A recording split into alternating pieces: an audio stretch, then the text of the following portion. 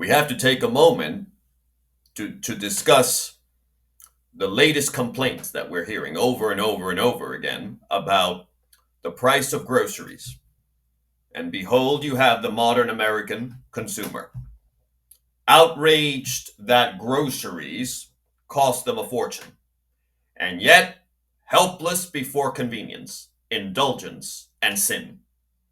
You squander your money on indulgence, gluttony, and convenience, and then you cry foul when the price comes due.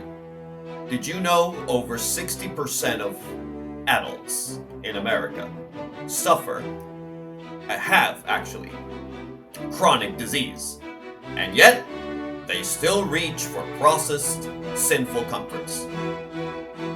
People ask me all the time, this is not to brag, bragging is a sin, by the way. I am simply sharing this out of concern because a lot of my audience, I think would appreciate hearing this. Every time, I hardly ever go to the doctor, thank God.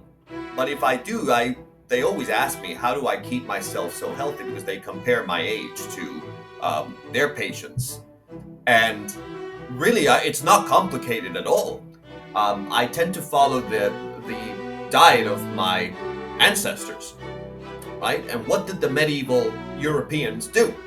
Well, you follow the Christian calendar. You eat meat, for example, only on holy feast days. Because especially you should avoid red meat, by the way. Red meat awakens lustful thoughts.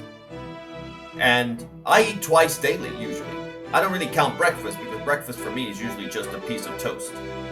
But really the main meals for me are twice daily. I feast, but in a humble way. You have to be humble. You have to have grains, beans, greens, bread. I make my own bread.